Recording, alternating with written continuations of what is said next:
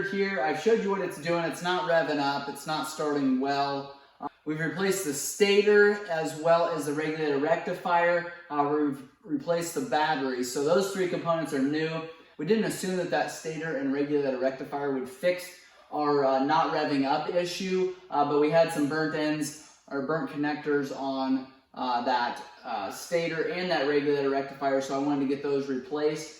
And now we've got it started. Everything starts up decent, but we just think it's out of time. So when I got down into that bottom end, I've showed a video on what happened there, but we had a bolt that kind of worked itself out, which makes me think that probably we jumped time because of our guide bolt that fell out. So I'm pulling the box now. We've got bolts all the way around this. It's a T27.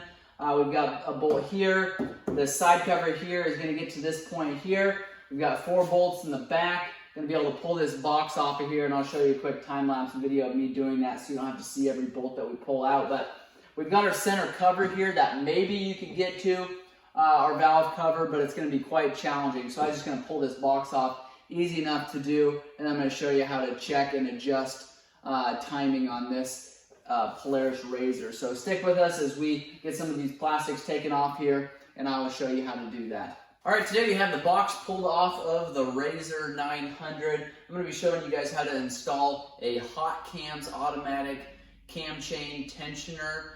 Comes on here with a hydraulic tensioner, just not the greatest setup that Polaris has ever come up with. It's skip timing. The RZR was not revving up past about 2,500 RPMs. We also had some electrical components fail kind of all at the same time. So I've replaced stator, I've shot a video on that, as well as replaced regulator rectifier and tested that system. Our RZR now is just not revving up. We've got new spark plugs in the cylinder head here. I'm going to show you how to remove the brace here and then remove the cylinder head cover, check timing, and then install this automatic cam chain tightener. So stick with us. We're going to get a couple more of these components pulled off of there. I'll show you a quick video on how to do that, and I'll show you how to find top dead center as well as install this new hot cams cam chain tensioner. If this video has been helpful, make sure you hit the subscribe button, give us a thumbs up. We appreciate any feedback that we can get from you guys. We enjoy making these videos. We hope that you are able to work on some of your own machines, not have to take it into the shop and pay some expensive service fees. So make sure you watch our other videos on the Polaris RZR. We've got plenty of videos on this machine. So thanks for watching. All right, we obviously have the bed taken off at this point. We pulled a couple bolts off of this brace right here. You can see us moving it back and forth. So we've got our here's a vent line here that goes to our cylinder head, and here is some fuel components here. We're actually going to unhook this. That way we can pull this through the brace, get that brace out of there a little bit farther. Push on that connector then there, and then you're able just to pull that out. Now we're able to slide this brace out. Instead of removing a lot of these electrical components over here, we're just going to leave that brace just like that. We're able to take then and move this out of the way far enough. Now we're going to get in here with our torque sockets and remove our torque bolts here. First, I'm going to remove our spark plug caps.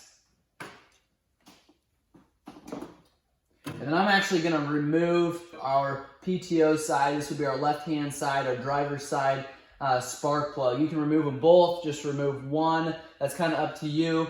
But it's a lot easier to find top dead center if you can see down in there and see that piston. So clean these areas out before you remove these spark plugs. That way you're not dropping debris down in there. So I'm going to take compressed air, blow out some of these areas, make sure it's good and clean, and then remove these 4 bolts there. All right. Then I'll take a magnet, stick it down in there. We're able to pull our spark plug out. That's a brand new spark plug. It's only been run for about 10 seconds, so not a lot of buildup on it. If there was, I'd be a little concerned. We've got a T40 torque to pull off here.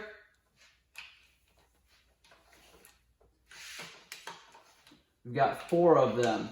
2 in line and then 2 that kind of go parallel to your cam chain. All right, I'm going to remove these. They're a specialty bolt here, and they've got rubber grommets that seal up that cylinder head cover. So I'm going to pull those off, the ones that I can get to now. And I'm going to take this cover and set it aside. All right, now we have our cams exposed here. We also have this rubber gasket on our cylinder head. I'm going to move that out of the way for now, just so we don't rip it or damage it. Okay, now we can find top dead center. So the way to do that, if your cams are lined up, would actually be marks on your actual cam sprockets, and I'll show you those. I'll show you a close-up picture here. The other thing that you can do on your PTO side, on your driver's side, you want to make sure your lobes are facing either direction. So this lobe should be facing forward, your exhaust, and your intake should be facing back. And that's how you know that your cams are in the right position. Now, if your cams are completely out of whack, what I would do is pull your crank position sensor off of your flywheel there, and I'll go down and show you how to do that. All right, it's an 8mm, and that is what it looks like there. So we removed our 2 stator bolts here, our stator cover bolts. That way we can get to it a little bit easier, push that down a little bit, and then we're gonna remove that 8mm bolt there. Okay, we'll take and pull that plug out. Just kind of spin it a little bit. There we go, we got that plug removed. Now, I'd grab a light because you're gonna need to be able to see down in there, and you're gonna have to do that from up top here. The next thing I would do is actually pull your clutch cover. That way you can use your drive clutch to turn that motor over. Okay, you're not gonna need to completely remove that cover. You can just leave it just like that, just enough to turn that motor over. Now this part's going to be a little bit more difficult for you to see. First we're going to find top dead center, and then we're going to remove that cam chain tensioner. So I'm going to turn that clutch over. Like I said, a lot of times you use your front clutch, spin that over. You spin that front clutch forward. All right, it's at top dead center. Now we're also going to look at our flywheel to make sure that that mark is lined up. So I'm going to grab a light, shine it down in there. Okay, so we are at top dead center. Our exhaust cam actually jumped timing this time. And so we need to loosen up these bolts here, remove these, and go ahead and move that exhaust cam. Looks like about 1 tooth over. What I'm gonna do, just because, I don't know if it's completely necessary, but I take a Sharpie, and I'll actually mark the chain as well as the sprocket. That way I know how far I need to go, just in case I get a little bit confused while I'm doing this. So right now I'm going to take and put our cam chain, remove our cam chain tensioner. All right, so all the bolts are pulled. We could actually remove these cam chain holders at this time. You will have to remove these to flip these cam chains. So, or flip these sprockets, I guess. All right, so I'm gonna take that. I like to keep these in the same order. So pull both of these off. Pull them off straight.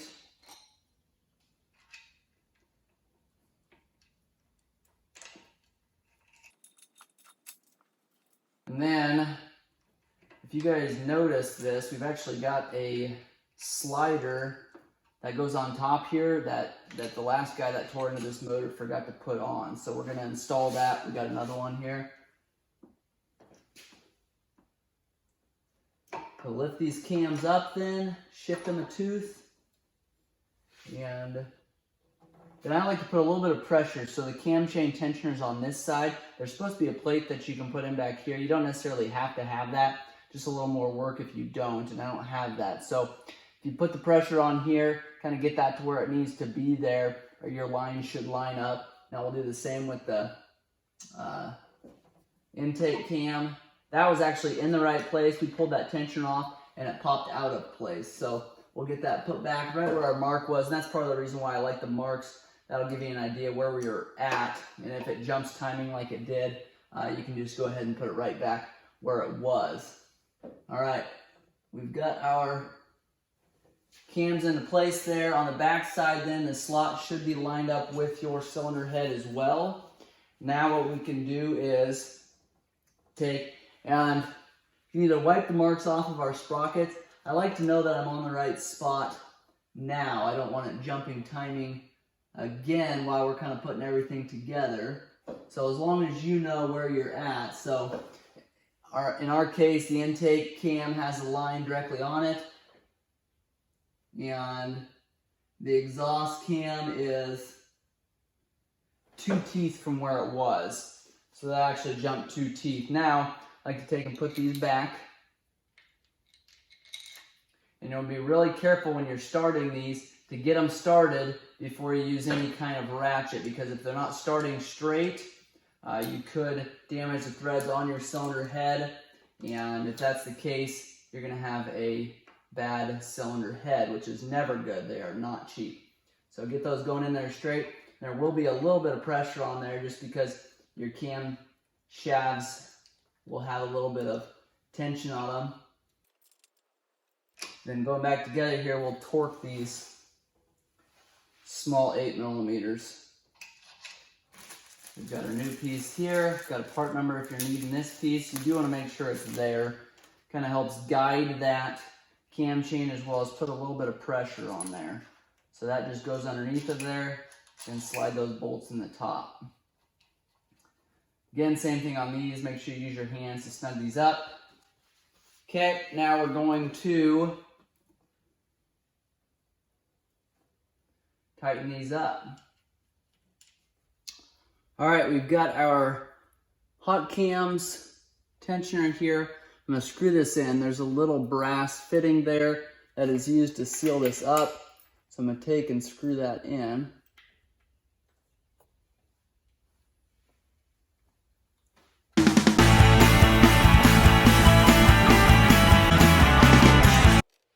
All right. Okay, we're going to torque these down. I'm going to keep a little bit of pressure on this chain. I've got something here to hold this cam chain. This is the one that keeps on slipping. So hopefully this piece of metal here will hold this cam from jumping time while I tighten this down. Like I said, the correct tool is a whole plate that basically you stick in here, and it kind of keeps that whole area, or keeps both of those cam shafts from moving. Seems like we haven't had any problems with the exhaust cam jumping. It's the intake that we're having issues with. So I'm going to go ahead and tighten these down. I'm going to snug these up with a ratchet just to get it close a little bit quicker, and then I'll tighten it up with the torque wrench. All right, I've got my torque wrench here. I'm going to tighten these down to 7 foot-pounds. It's actually supposed to be, I believe, 84 inch-pounds, but I don't have my inch-pound torque wrench here. So I'm going to slide this piece on, and there is a pattern that you do need to follow. I'll show you what that is here in a little bit. Okay, now to put the remainder of the cam chain tensioner on, we've got our gasket there. Put the gasket on, and then we'll leave that pin in there until we get it completely installed. And then we will take this pin out and run this smaller bolt with the brass fitting in there. So I'm going to slide this on here. Very important you remember this next piece. We got the pin that we're going to slide in there. We'll put that in, and then we'll put this piece in. Make sure our gasket's in place here. And there is direction on this cam chain tensioner. It'll say up on the side that hot cams feels it needs to be up. I can't remember which direction that is. There's a flat spot on that tensioner, and that's what kind of keeps that tensioner from being pushed back, which is why it's such a better setup than the one from Polaris was. So that's why they have that up, that direction there, to keep that going the direction that they want it to. We'll snug both those up.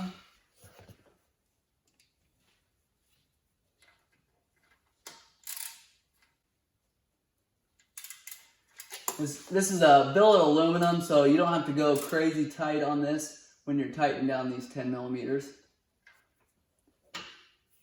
Now I believe we can pull that pin now out at this time.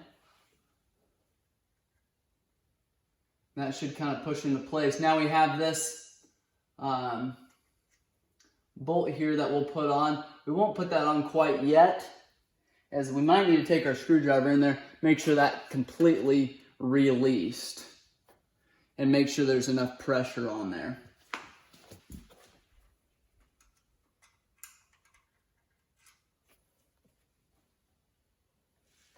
All right, now we have that tensioner installed correctly. Now we can pull this piece out here, our special tool that we have in here, and then everything should pop back to where it should be. I've kept this ratchet in here because I wasn't totally sure, just to put a little bit of tension on this chain. What I didn't want to do is this chain to have too much slop up here for and our holder here not to do its job. So this was just kind of security for me. I'm going to remove that at this time. And again, we have not, we still have our marks on our cam chain, so we can verify that we're in the correct position here. I'm going to remove this holder at this time.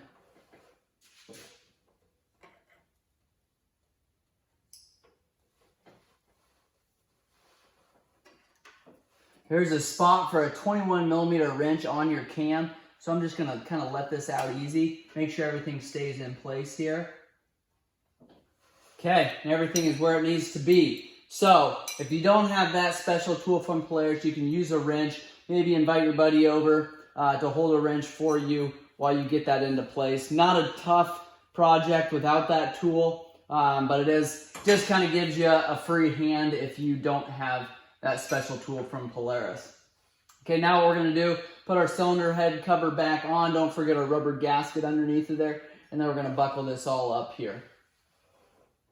Before we do that, what I'm going to do is actually spin this motor over one more time just to make sure everything holds in place. We'll find top dead center again. We'll look for that mark on our flywheel there.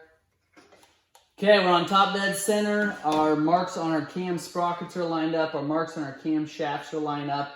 And our piston is on top dead center on the PTO side. So we are safe to buckle this thing back up and get back to riding. All right, we're going to throw our gasket on there. Make sure that's completely sealed. Push it down in all the right places here.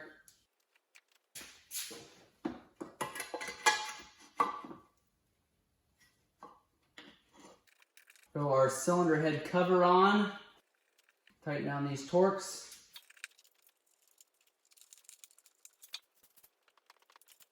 Okay, we need to put our spark plug in there. We didn't take the stator side out.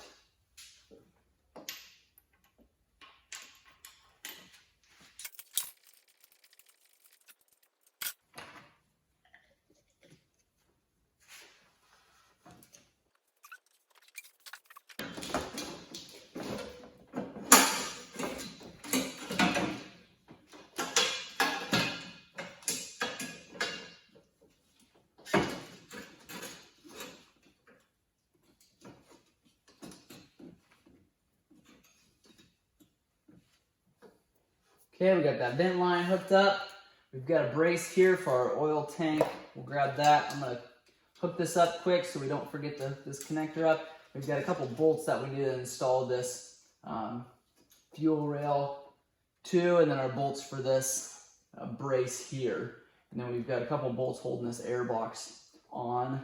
We've got a new air filter that we'll grab and install. All right, going to tighten our crank position, sensor down there. It'll be a little bit hard for you guys to see there, but that's what we're doing. And we'll go back up here and finish some of these brace bolts. All right, once we get these brace bolts on here, I'm gonna fire it up actually after I get the clutch cover on here, kind of keep some of those components from flopping around. I'd like to fire it up, make sure everything's gonna run properly before I completely buckle this RZR up. If you guys have questions or comments, make sure and leave those below. If the video's been helpful, again, give us a thumbs up. We'll quickly walk through the rest of this process here once we fire it up, but I wanted to get it fired up, make sure everything's going to run properly, warm up properly, and idle just fine. If it does, like I said, we'll finish buckling it up.